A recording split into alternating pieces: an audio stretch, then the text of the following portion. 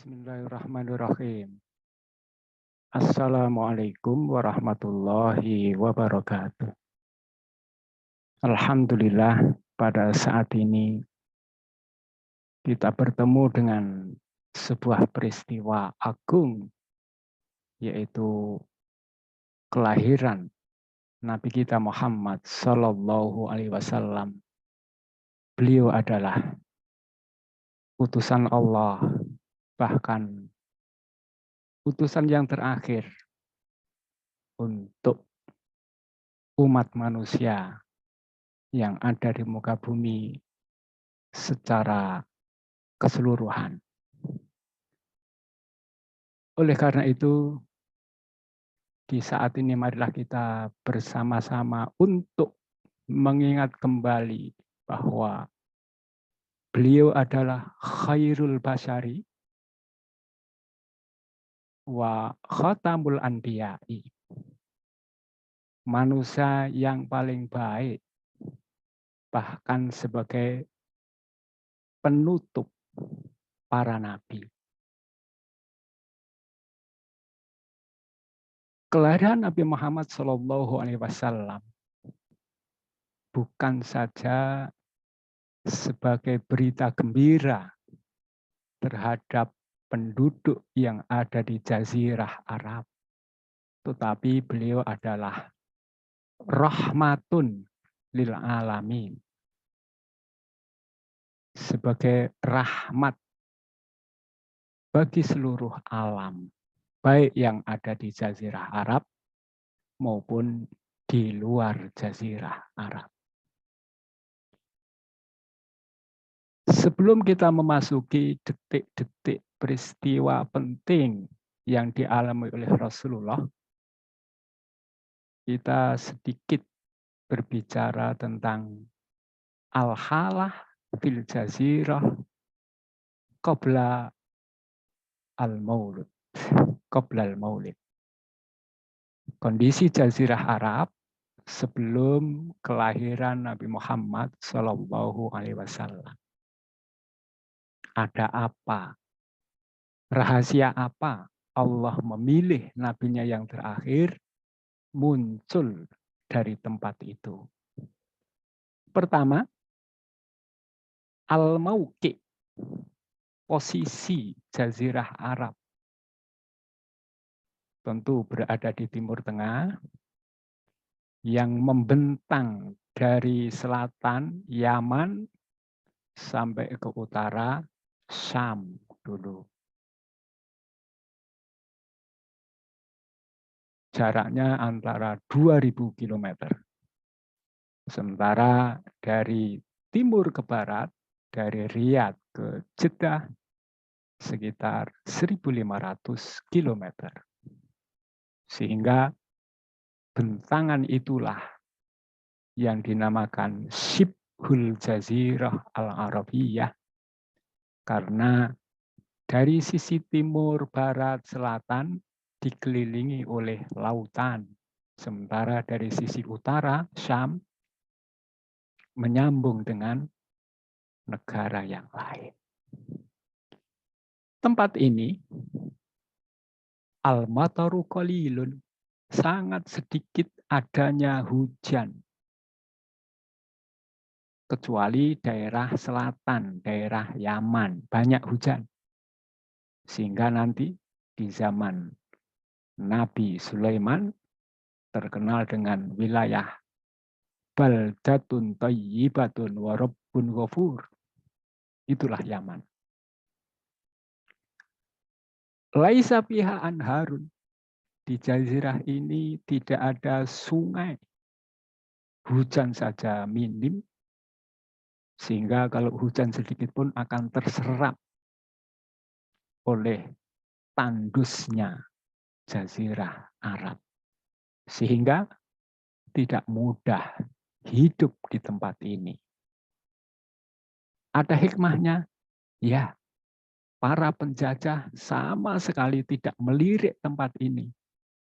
Berbeda dengan Indonesia.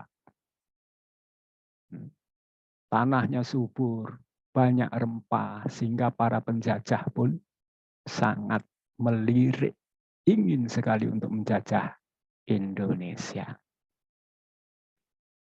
Jazirah Arab daratannya terdiri dari hamparan tanah tandus, bebatuan, kadang ditutup oleh debu pasir berwarna merah.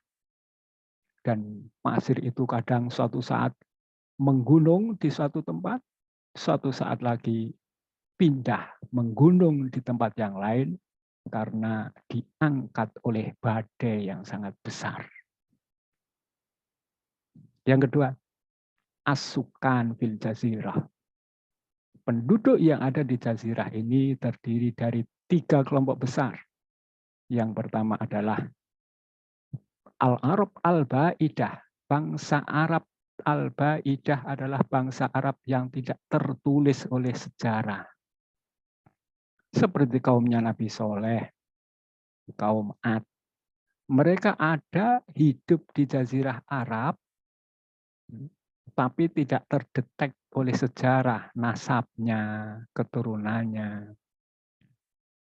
Kita tahu itu ada karena Al-Quran menyebutkan. Di antaranya adalah kisah Nabi Soleh alaihissalam. Yang kedua, bangsa Arab Al-Qahtaniyah. Mereka ini awalnya hidup di Yaman. Karena di Yaman tempat yang subur, terutama ketika dikelola oleh Nabi Sulaiman dan istrinya Balkis. Mereka beriman kepada Allah, rahmat Allah ditumpahkan di situ dengan adanya bendungan raksasa di kota Ma'rib.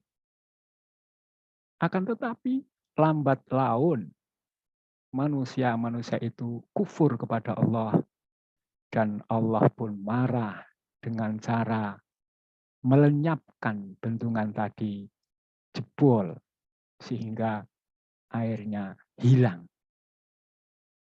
Bangsa Yaman, Qahtaniyah, akhirnya hijrah meninggalkan Yaman menuju tempat-tempat yang lain. Di antaranya adalah nanti ada kabilah Aus dan Khazraj yang sampai berjalan dari Yaman ke Yasrib, hidup di sana.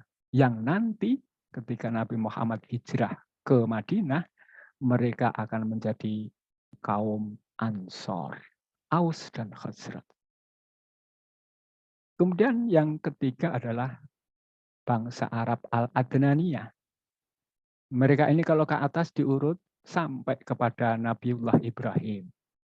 Kalau diurut ke bawah, maka akan ditemukan kabilah Quraisy. Kemudian dari Quraisy ada Abdul Muthalib. Kemudian ada Abdullah. Kemudian ada Nabi kita Muhammad Sallallahu Alaihi Wasallam.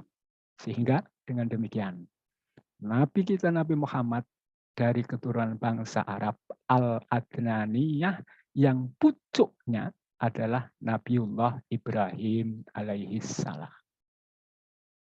3. Al-Aisyu fil Jazirah. Kehidupan di Jazirah Arab ini awal mulanya adalah az-zira'iyah. Menanam, terutama adalah menanam kurma dan lain-lain. Kerjaan mereka menanam kurma, memanen. Cocok. Kelompok yang kedua adalah sohibul hayawan. Mereka para pengusaha binatang. Dan hampir semua orang punya binatang. Entah itu kambing, onta. Karena binatang inilah sumber kehidupan mereka. Terutama adalah susunya. Di tanah ini, mencari susu itu lebih mudah dibandingkan mencari air. Sehingga setiap keluarga mesti mempunyai binatang. Ada yang binatangnya sedikit, ada yang binatangnya ratusan, tergantung kondisi mereka. Ya. Kemudian yang lain ada at-tijarah, berdagang, yang biasa dilakukan oleh para pedagang itu suatu saat berdagang ke Syam, di sekitar Palestina, Syria, kemudian suatu saat juga berdagang ke Yaman. Sehingga di dalam surat Li'ila itu suatu saat manusia berdagang pada musim dingin, berdagang pada musim panas. Begitu kondisi kehidupan di Jazirah Arab yang bagi kita mungkin terlalu susah untuk hidup di sana. Yang keempat, akhlak ahlul jazirah. Ya. Setelah para nabi hadir, ada Nabi Musa, ada Nabi Isa. Apalagi setelah Nabi Isa diangkat oleh Allah, maka kehidupan mereka lama dalam kondisi jahiliyah. Lama Allah tidak mengutus Nabi setelah Nabi Isa. Hampir 500 tahun. Baru setelah 500 tahun, Allah mengangkat hambanya menjadi seorang nabi, dan itu adalah nabi kita, Nabi Muhammad Shallallahu Alaihi Wasallam. Sehingga yang dihadapi oleh Nabi Muhammad hal jahiliyah yang luar biasa. Selain punya sifat itu, bangsa Arab punya sifat al-izzah, sangat mempertahankan harga diri. Harga diri. Dulu ketika Abraha menyuruh bangsa Arab untuk beribadah ke Yaman di gereja dia yang dibangun dengan hebat, bangsa Arab tersinggung, datang ke sana melumuri gereja itu dengan kotoran binatang. Izzah. Selain menjaga harga diri, bangsa Arab terkenal dengan al-karomu, dermawan. Sehingga ada di dalam literatur bahasa Arab, orang Arab itu gelarnya Abu Rumat, Bapak Arang. Karena di depan rumahnya menumpuk. Kerjaannya kalau malam menyalakan kayu bakar tinggi dengan harapan orang yang tersesat di padang pasir menuju dia. Dijamu, disembelihkan binatang, kemudian mereka besoknya melanjutkan perjalanan dengan cuma-cuma. Yang kayak gini hanya ada di Jazirah Arab. Al-Izzah, Al-Karom. Yang terakhir, kondisi Jazirah Arab adalah tentang asyasah wadiniyah, tentang perpolitikan dan agama. Sebelum negerinya Nabi Sulaiman, Daulatus Saba, sebelumnya sudah ada negeri-negeri yang tinggal meramaikan Yaman. Ya. Ketika Nabi Sulaiman memimpin Yaman, kemudian hancur tadi karena kekufuran mereka, maka datanglah penjajah baru yang didukung oleh Persia, mendirikan negara di sana dengan nama Daulah Himyar. Mereka adalah kaum Yahudi. Ya. Kaum Yahudi ini sangat fanatik terhadap keyakinannya. Sehingga orang-orang yang mengikuti ajaran Nabi Isa waktu itu diberangus oleh mereka. Ada satu kampung namanya Najran, perbatasan antara Saudi dengan Yaman. Kampung itu sudah beragama Nasrani. Oleh kerajaan Yahudi ini, mereka dikumpulkan. Kemudian yang masih nekat beragama Nasrani dijeburkan di dalam parit yang isinya bara api menganga. Kondisi ini diabadikan di dalam Al-Quran, dalam surat Al-Buruj. Kutila ashabul uhdud, an-nari dhatil waqud, idhum alaiha qu'ud. Ya, dan selanjutnya. Peristiwa getir ini terdengar oleh Raja Najasyi yang ada di Ethiopia. Maka Raja Najasyi, Raja Kristen ini mengutus pasukan untuk melabrak negara Yahudi yang membunuh orang-orang yang telah mengikuti agama Nasrani. Maka pasukan kuat itu datang ke Yaman, menyerang kerajaan dipimpin oleh Abrohah. Ya. Kemudian pasukan Abrohah menang. Maka Daulah Himyar hancur. Pendukungnya tunggang langgang. Ada yang lari ke pedalaman bersembunyi. Ya. Kemudian Abrohah membangun gereja namanya Kulais di Yaman. Tadi menyuruh mengundang orang-orang Arab yang beribadah di sekitar Ka'bah, rumah terbuat dari batu yang enggak bagus itu, diundang untuk beribadah ke Yaman di sebuah gereja yang dihiasi dengan emas dan perak. Akan tetapi bangsa Arab justru tersinggung tadi, justru mengotori, datang ke sana hanya mengotori gereja. Abrohah marah besar, kemudian mengumpulkan pasukan, kemudian berazam untuk menghancurkan Ka'bah milik orang-orang Arab itu. Berangkat. Ketika sampai di Musdalifah, Abrohah berperang. Pasukan gajah yang besar-besar, yang kuat-kuat itu tidak mau melanjutkan perjalanannya menuju Makkah yang tinggal beberapa kilo saja. Sekitar 9 kilo dari Musdalifah. Di tengah kegetiran itu, Allah kirimkan burung ababil dengan membawa kerikil dari neraka.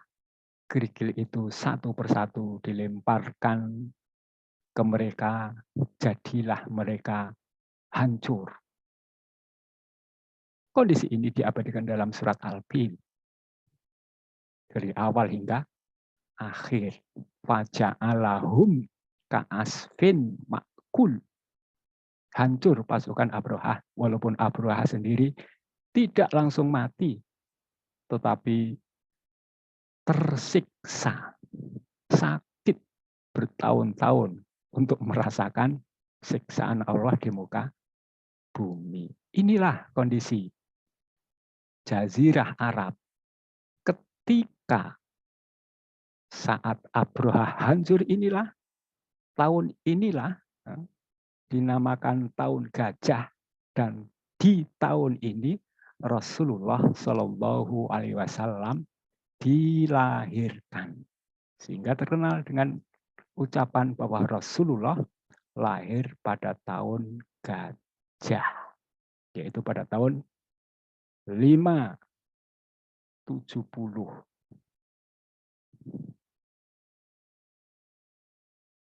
Baik. Sekarang kita memasuki detik-detik penting yang dialami oleh Nabi kita. Yang pertama, Wulida fi amil fil, tadi dilahirkan pada tahun gajah. Khamsu sanawat ba'da maulidi Isa Nabiullah. 500 tahun setelah Nabi Isa diangkat oleh Allah. Yaumil Isnin. Pada hari Senin 12 Rabiul Awal.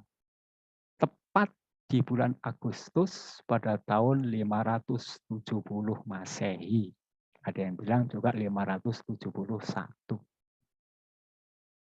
Ya, peristiwa besar.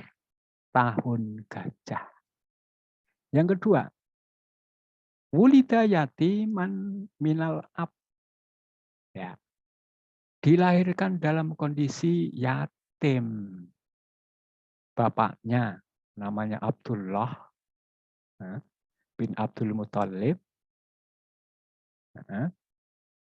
Abdul Muthalib berarti kakek Nabi yang ke-1, bin Hashim, kakek kedua, bin Abdin Manaf, kakek ketiga, bin Qusay, kakek keempat. Kakek keempat Nabi Muhammad tercatat rapi. Ya. Karena bapaknya sudah meninggal saat beliau lahir, maka kakeknya lah yang membawanya ke Ka'bah, dibawa tawaf, kemudian diberi nama oleh beliau dengan nama Muhammadun.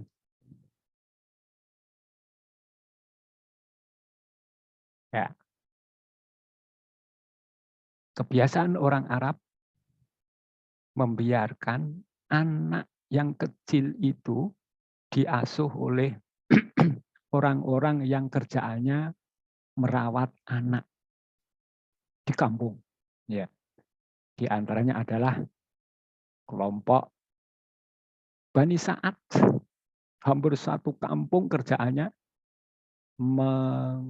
mentarbiyah, mendidik, mengelola anak-anak orang dari kota. Begitu juga anak ini, Nabi Muhammad ini, walaupun mengalami hal-hal yang aneh. Ya. Aqama Muhammad fi Sakhra'i Bani Sa'ad arba'a sanawat. Dari tahun pertama sampai tahun keempat, Nabi Muhammad hidup di Bani Sa'ad. Jadi 4 tahun. Fi usrati Halimah Sa'diyah. Di keluarga yang namanya Halimah Sa'diyah. Sejak Halimah ini bersama anak ini, dhaharat mu'jizatun kasiratun. Banyak sekali mukjizat yang menyertainya. Yang pertama-tama adalah al-barakah al-ula. Ketika Halimah nggak dapat anak, sementara yang lain sudah mendapat, sudah akan dapat gaji dari orang-orang tuanya, Halimah belum dapat. Banyak keluarga yang menolak Halimah untuk mengasuh anak-anaknya. Sehingga Halimah dan suaminya berunding ingin mengambil anak yatim tadi. Yang tadinya sudah datang ke situ, ditawarkan kepadanya, menolak. Karena ini anak yatim, siapa yang menggaji nanti? Siapa yang ngasih upah? Begitulah Allah. Dijadikan dia berputar-putar nggak dapat, akhirnya kembali ke sini. Satu. Ketika sudah ditinggal oleh temannya di depan jauh, kemudian ini kembali ngambil anak ini, Muhammad kecil, mereka terperangah, bisa mengejar langkah mereka yang sudah berjam-jam duluan. Satu, mukjizat. Yang kedua, mukjizat yang kedua, sejak Muhammad kecil bersama keluarga Halimah, binatang yang ada di rumah Halimah menjadi sehat, gemuk, sehingga susunya banyak, cukup untuk minum keluarga itu. Ini mukjizat yang kedua. Yang ketiga, di tengah padang pasir, anak-anak menyaksikan bahwa Muhammad yang sedang bermain di luar itu dengan para penggembala ditangkap oleh 2 orang, dibelah dadanya, kemudian dikembalikan lagi. Peristiwa Syakkus Sodri, pembelahan dada. Itu cerita dari anak-anak luar, bukan cerita dari keluarga Nabi Muhammad. Ya, 3 mukjizat yang luar biasa. Nabi Muhammad 4 tahun di Bani Sa'ad ini mendapatkan pertumbuhan yang baik. Fanasa'a qawiyun al-jismu qawiyul jismi, fanasa'a qawiyul jismi, dia hidup dengan badan yang kuat. Biasa kalau hidup di kampung kan gitu. Wa fasihul lisan, ngomongnya fasih. Ada anggah ungguh kalau di kampung kan gitu ya. Bahasanya selamat, mau lewat nuwun sewu, akhlaknya bagus. Ya, itu peristiwa-peristiwa terjadi di masa kecilnya. 4. Karena Halimah takut kalau Muhammad setelah ditangkap oleh 2 malaikat itu meninggal, maka dikembalikan kepada keluarganya. Ya, itu pada umur 5 tahun kan. Jadi 4 tahun di sana, kemudian ketika umur 5 tahun dikembalikan. Ya, setelah dikembalikan, diterima ibunya, kemudian pada tahun berikutnya, yurafiku ummahu li ziyarati akhwaliha. Muhammad umur 5 tahun ini menyertai ibunya berkunjung ke paman-pamannya yang ada di Madinah, Yasrib. Nah, ini sudah umur 6 tahun. Wafi audatihima, tapi ketika mau pulang, maridot Aminatu, ibunya sakit, watufiat, kemudian meninggal, wadufinat fi abwa, dikubur di abwa. Ya, jadilah Nabi Muhammad yatimul abawaini, yatim dari kedua orang tua. Fakallafahu jadduhu, maka kakeknya Abdul Muthalib lah yang mengasuhnya. Wa qarrabahu, dan sangat menyayanginya. Waqala, suatu saat Abdul Muthalib berkata, da'u ibni fawallahi innalahu lasya'nan. Biarkan cucuku, jangan ditarik dari duduk di kursiku. Demi Allah, dia punya sesuatu yang agung. Ini perkataan kakeknya Abdul Muthalib. Yang kelima, pada umur 8 tahun, tufiya jadduhu, umur 8 tahun, kakeknya yang menyayanginya wafat. Wa kallafahu ammuhu Abu Thalib, kemudian diasuh oleh Abu Thalib, pamannya. Wa qaddamahu ala abnaihi, Abu Thalib pun memperlakukan anak ini lebih mengedepankannya dibandingkan ke anak-anaknya. Kenapa? Lisumuwi akhlakihi, akhlaknya bagus sekali. Wati binafsihi, jiwanya bagus sekali. Ya begitulah, kalau kita ngelihat anak sopan, pintar, itu kan ingin sekali kita meluk. Nah, ya itu pada tahun 8. Wabisaniata asrota, umur 12 tahun, saparoma ammihi litijarah, diajari berdagang ila Syam, Ya biasanya gitu. Nabi Muhammad berteman dengan Abu Bakar juga dan yang lain-lain. Nah, ini latihan berdagang. Diajak ke Syam, jauh. Ya. Walaki ya Bakhiro. Di tengah jalan ketemu rahib ahli Injil. Di sebuah tempat namanya Busro. Nama orang itu adalah Bakhiro. Kenapa bisa ketemu? Bakhiro mengamati sesuatu, mendung. Mendung aneh. Dari arah Mekah menuju Syam. Setelah diamati, di bawahnya ada 2 orang. Maka dicegat oleh Bakhiro. Kemudian Bakhiro bertanya, Mahadzal gulamu minka. Yang ditanya yang tua. Anak ini apamu? Anakmu atau apa? Dialog panjang. Kemudian jawaban yang membuat, yang dibenarkan adalah, Huwa ibnu akhi. Dia adalah putra saudaraku. Alladzi mata. Yang sudah meninggal. Wa ummuhu khubla. Tatkala ibunya mengandung muda. Nah, Bakhiro mendengar jawaban itu langsung nyaut sodakta. Ya, kau betul.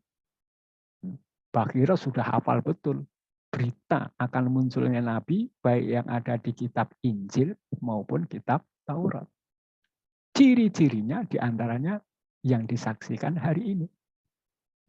Kata Bakhiro, irji ila baladika. Kembali kau ke kampung halaman. Wahdar alaihi, hati-hati terhadapnya. Minal Yahud, dari orang-orang Yahudi.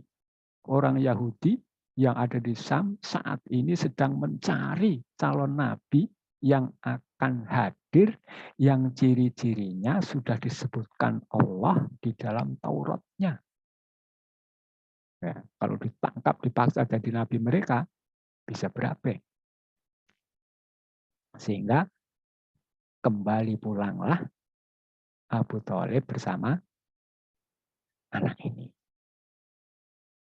Yang keenam, min akmalihi, aksi-aksi yang pernah dilakukan oleh calon nabi ini pertama-tama adalah ketika mulai dewasa, yar al-ghanama, pernah mengembala kambing milik tetangga, jumlahnya banyak, li'ajli al-qararid, untuk mendapatkan upah.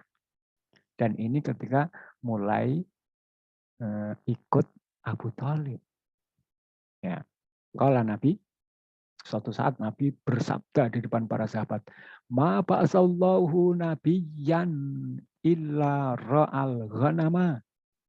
Kata Nabi, Allah tidak pernah mengutus seorang nabi pun yang tidak pernah menggembala kambing.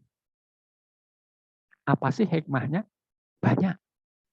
Orang yang bisa menggembala kambing dengan baik, itu ciri khas seorang pemimpin yang baik nantinya. Kalau penggembala jelek, ya, menggembala 100 kambing gitu, pulang yang 5 pincang, atau yang 1 dijual, itu namanya penggembala yang tidak baik.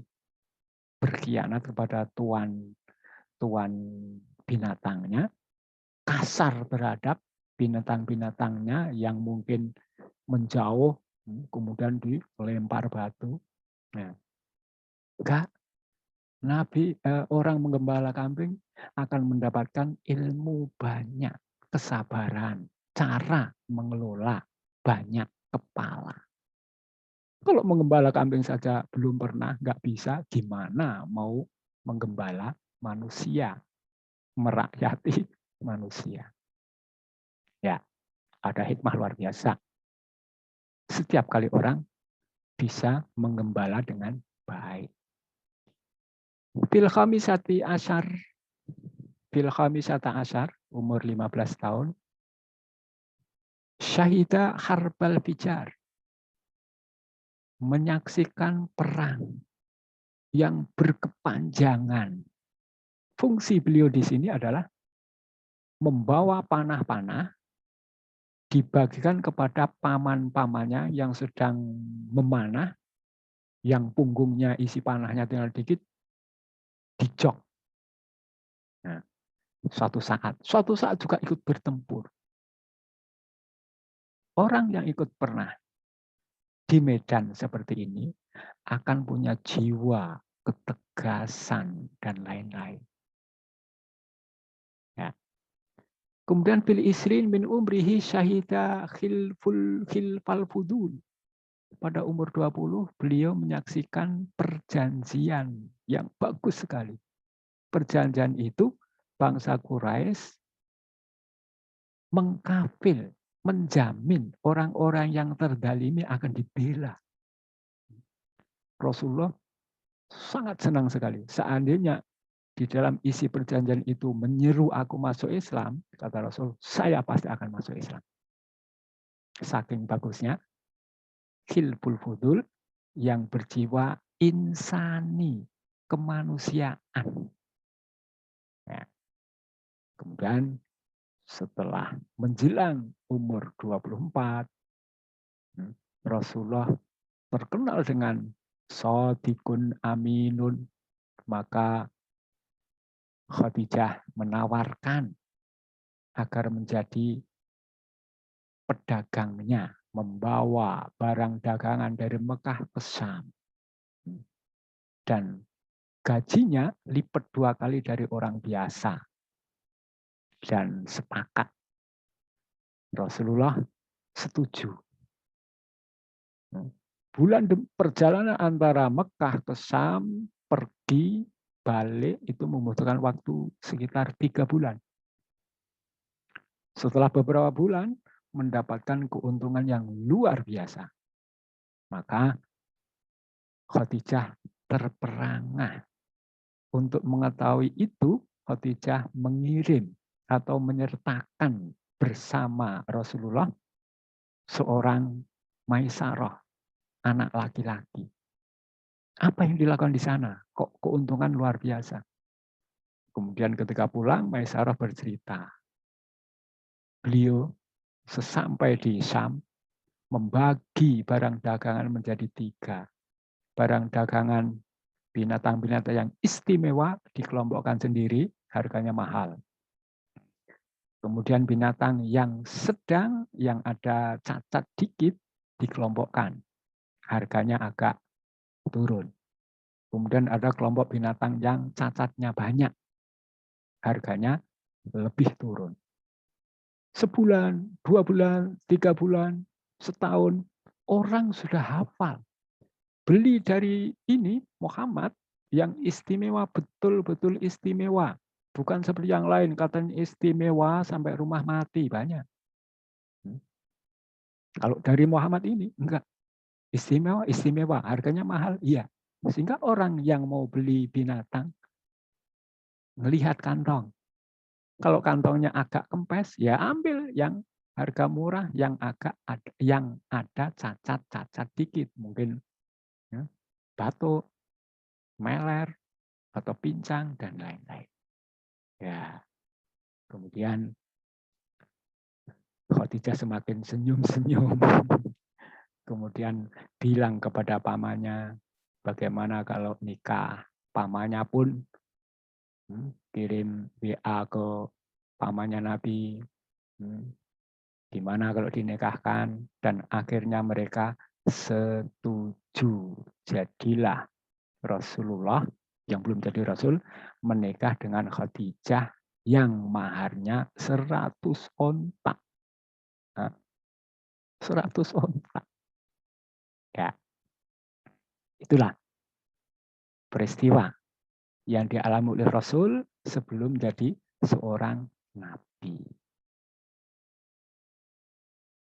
Peristiwa-peristiwa dari awal sampai titik ini itu bukan peristiwa biasa. Tapi apa? A'addahullahu, itu yang mempersiapkan Allah. Lahir yatim, piatu, ke Banu Sa'diyah, itu Allah yang menyeting agar kehebatan Muhammad itu dilihat oleh luar. Berita-berita baiknya biar disampaikan dari orang luar, bukan dari keluarga Nabi Muhammad. Kalau berita bagus datang dari luar Nabi Muhammad, ya orang dengar juga nyengir. Ya, a'addahullahu litalaki al-wahya warisalah. Nah, mempersiapkan Nabi Muhammad agar siap menerima wahyu yang isinya Islam. Ibarat halilintar ngamuk penduduk Jazirah Arab. Nah, makanya pertama-tama adalah pastaghola biro'yil ghanami. Nyibukkan diri dengan menggembala kambing sebelum ngurusi masyarakat yang pola tingkahnya beraneka macam. Wetijaroh, memberi pelajaran kepada orang, jual beli itu harus jujur. Kalau memang istimewa ya istimewa. Kalau memang ada jelek ya dibilang ada jeleknya. Kemudian tijarah juga mengajar kepada manusia bahwa mencari rizki harus ada upaya. Bukan gandul kepada orang lain. Terus, lam yastarik absan. Ini anak dari dulu, sejarah mencatat, belum pernah ikut-ikutan berbuat lagun, aneh-aneh. Dalam sejarah tertulis, suatu saat di Taif, 30 kilo dari Mekah, ada pentas terakhir. Pentas terakhir biasanya artisnya dari luar kota, hebat-hebat. Para pemuda bersiap berjalan nanti malam dan anak ini pun diajak dan berangkat. Tapi Allah menjaga tidak sampai ke Taif di tengah jalan diberi kantuk yang luar biasa, kemudian izin tidur nanti akan ngejar. Akan tetapi tertidur hingga matahari menyinarinya. Sehingga tidak ikut nonton apa tadi? Orkes. Bayangkan kalau Nabi kita tertulis sejarah pernah nonton layar tancap itu kan aneh. Allah menjaga. Ya. Lam yastarik absan. Walam yasjud lisonam. Orang biasa makanan setiap hari bersujud kepada patung berhala hubalata. Tapi anak ini enggak pernah. Walam yasrab khamron. Apalagi minum khamr yang menghilangkan akal. Walam yakdib. Ya, enggak pernah dusta. Enggak pernah dusta. Nanti ketika Fathu Makkah terjadi, Nabi bukan Fathu Makkah, ketika dakwah jahriyah, Nabi naik Bukit Sofa menyuruh pada manusia setelah berkumpul, dikatakan ana nadhirun rasulun qulu la ilaha illallah. Tapi sebelum itu, sahabat-sahabat, apa pendapat kalian kalau saya katakan di belakang gunung ini ada pasukan berkuda ingin menyikat kalian? Mereka semua menjawab, ya kami percaya. Karena kalian nggak pernah saya dapatkan berdusta. Lam yaktib. Walam yahda. Apalagi mentipu muslihat. Nah, wa inna makana misalan. Selalu beliau menjadi contoh lisidki. Kejujuran. Wal amanah. Amanah. Nabi sebelum hijrah itu menjadi bank Makkah. Orang-orang yang kelebihan harta menitipkan kepada beliau. Makanya ketika beliau mau hijrah, diwasiatkan kepada Ali, ini harta milik itu, nanti kembalikan. Menjadi bank. Lisidki wal amanah. Hatta yastahiro bi'annahu sodikun aminun. Ya. Pernah terjadi. Bangsa Arab membangun Ka'bah. Setelah mau meletakkan Hajar Aswad, mereka hampir saja saling bunuh, berebut ingin meletakkannya. tapi Allah mengendalikan. Dan mereka sepakat. Yang meletakkan Hajar Aswad kita serahkan kepada orang yang nanti waktu fajar pertama kali masuk Masjidil Haram. Nah, oke. Mereka menunggu semua. Kemudian sekitar jam 3 malam ada yang datang. Des. Mereka terperangah. Yang datang adalah Muhammad. Nah, Muhammad yang sudah terkenal Shadiqun Aminun. Tak satu pun dari mereka yang, loh kok dia? Nggak ada. Semuanya percaya. Dan untungnya Nabi Muhammad cerdas. Ketika kasus itu disampaikan, maka Nabi Muhammad tidak mengambil batu langsung meletakkannya sendiri. Enggak. Minta surban, digelar, Hajar Aswad taruh tengah. Setiap kabilah wakilnya mengangkat. Diangkat. Setelah meninggi, barulah beliau yang mengangkat Hajar Aswad ke tempatnya. Begitulah Rasulullah Shallallahu Alaihi Wasallam dari kecil hingga menjelang menjadi nabi itu Allah yang menyeting. Beliau manusia biasa, iya, tapi Allah yang mengendalikan. Nah, jadi beliau bukan manusia biasa. Biasanya iya, tapi juga tidak biasa. Baik. Ini yang dapat disampaikan pada saat ini di jelang kelahiran Nabi Muhammad SAW. Kita berdoa. Bismillahirrahmanirrahim. Allahumma salli wa sallim ala nabiyyina Muhammadin. Allahumma salli wa sallim ala nabiyyina Muhammadin. Allahumma salli wa sallim ala nabiyyina Muhammadin wa ala alihi wa sahbihi ajmain wa man tabi'ahum bi ihsanin ila yaumiddin walhamdulillahi rabbil alamin.